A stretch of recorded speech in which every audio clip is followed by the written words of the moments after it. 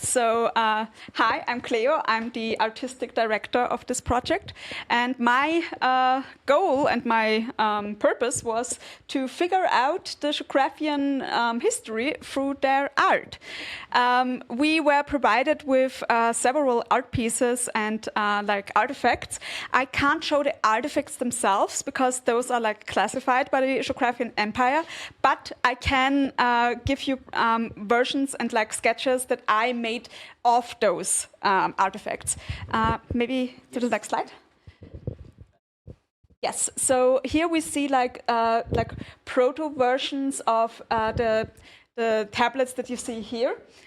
And the interesting part about that is that the Shokrafians have like a very intricate and kind of alien color language and like symbolism language that it was interesting to find ways to work around. Like I remember Guy and I had an interesting conversation with this sketch here because I wanted to symbolize here that there's blood flowing.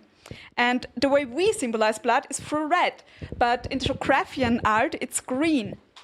And we weren't exactly sure if the blood like actually is green, like when we looked at the art, or if it was like a symbolic green because the proto-Shokrafians were touched by farfa. This is the kind of stuff where you have to make artistic choices. Like the tablets here that you see are sort of restored from the Shokrafian tablets originally, and those tablets were also used as a sort of playing cube or maybe a divination cube, and you could roll it like a six-sided die, basically. And yeah, I had to sort of figure out what the colors that the Shokrafians assigned to certain symbols or like feelings meant to us. Like a good example is this scene here that is very brutal and very violent. And ultimately, I decided to restore the background in a red color because it was the farthest away from the green color of farfa. Like farfa's color is green, and red is like the direct opposite of that. And that would symbolize like sort of danger and pain and heartache and like something brutal and something that should not happen under farfa's light, basically. So yes, we go to the next slide.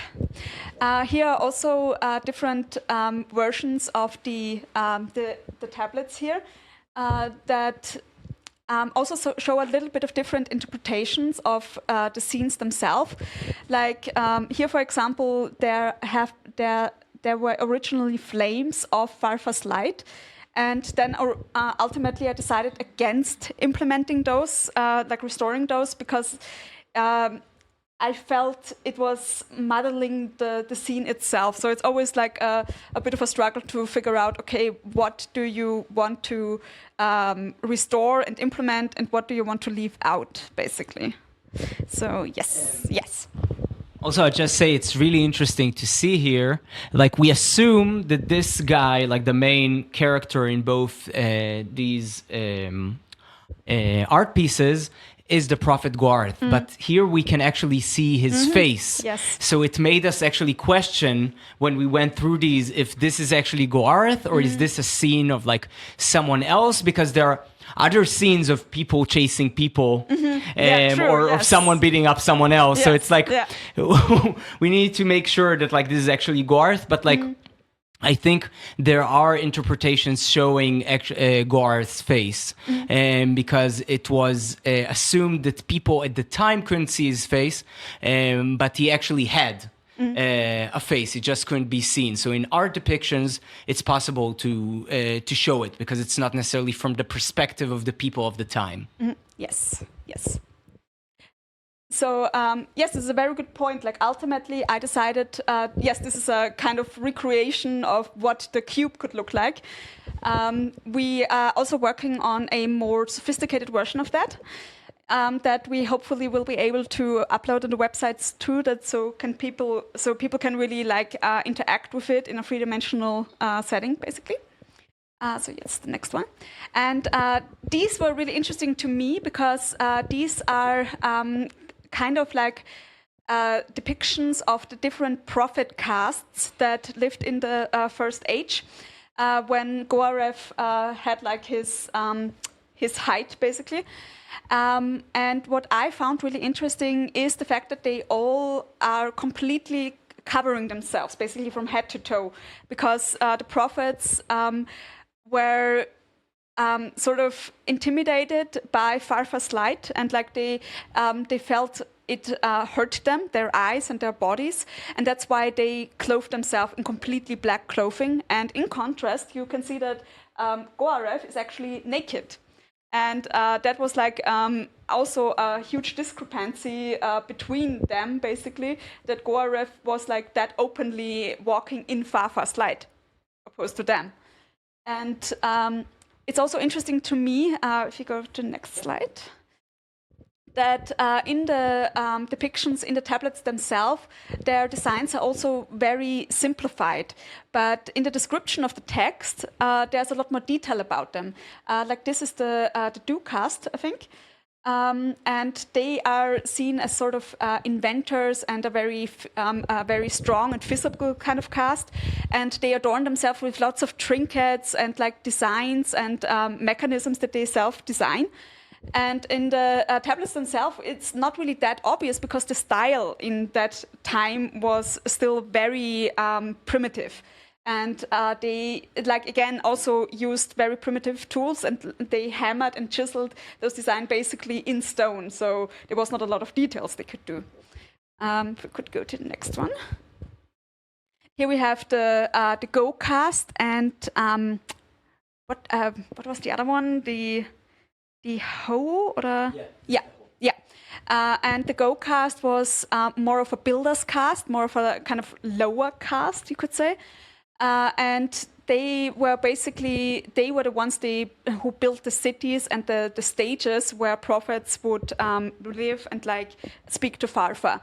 And their clothing was a lot more simplified and like adorned with jewelry that they say themselves like created, and they were a lot more primitive compared to the Ho caste. It was more of a ruling caste, and they like I felt when I was looking at the descriptions and the original simplified artwork. Had a bit of like, pompous Baroque style sensibilities. Like you kind of had the feeling they were exaggerating their frame and form a little bit, and they were openly displaying their seed sack because they didn't fear basically that somebody could hurt them because they just were that confident in their caste. And those kind of difference I found really interesting. So, yes. Yeah, I mean, the whole were like the elite caste because the city is called Holath, and it was formed by the prophet Holath, who was a Ho, of course. So it means that the Ho caste, they view themselves as the rulers of the city, and all other castes are like lower. And also they were like you were talking about like the openly presented seed sack. They were known to be hedonists who would do very crazy sex parties in their stages that are depicted in some detail in the later passages of Book of Holes. So if you're into this kind of stuff, stay tuned. Salacious details, yes. Also, what I found interesting here, just a moment, in the simplified artwork, the Ho caste actually does not have the sort of mesh face mask that they actually wear, which I think was an artistic choice to better portray their facial expressions in those scenes. So yes, we can continue on. This is a depiction of the thank you. I don't know why I'm blanking right now. And those were basically the number counters, the math people, the math cast. Like they were the STEM. yeah, the STEM field, yes.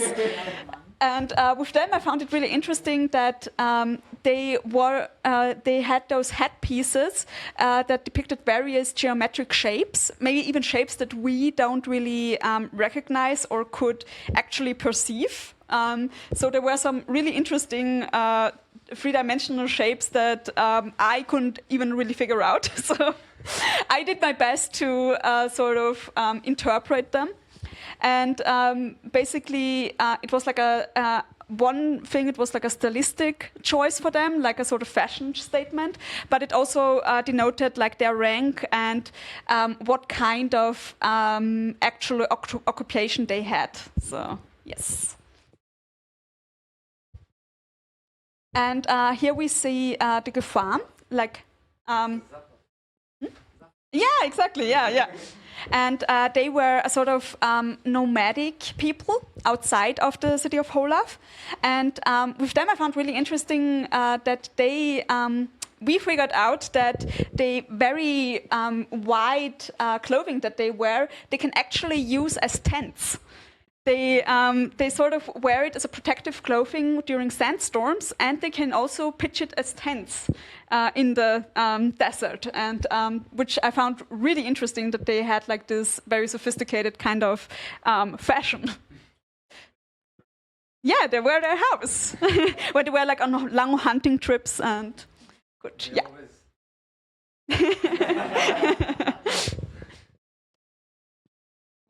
Yes. And here we have what we mentioned earlier, different depictions of Gorev's no face, because in the text it is said that his face was badly damaged, and then he spoke to Farfa and pleaded with them to sort of remove his face, and he still has a face, he has a mouth, he has eyes and ears, but others cannot perceive it, basically. And there are different depictions in the Shokrafian art, and it's very interesting how different ages kind of dealt with it. The most common one is the sort of like smudged or like you would even say glitched version of it that we can also see in the tablets here. Where it feels like somebody has kind of digitally wiped away the data of his face. And I found that really interesting because I mean, I'm not sure, but I kind of thought that could be like a bit of a manipulation thing, but... You mean by the modern Shokrafian Empire? Yes. Interesting. Yeah, but I don't want to go into too much conspiracy here. Yeah, So. I mean I think it's also important to mention like we are translating like a lot of mythological and religious texts. There are many versions of the Tablets of Holath, and we have translated the official state-approved version from the Shokrafian Empire. So it's like, take it with a grain of salt. It's basically Shokrafian propaganda. But they hear everything, don't worry. Yeah. Look, they're one of the most sophisticated and technologically advanced civilizations in recorded history. If they wanted us dead, they would have done so already. So I think we're fine. So far so good, yes. You never know. You never know. But yes, these are some interesting things that I found while researching Shokrafian arts and that I wanted to share. Yes. Amazing.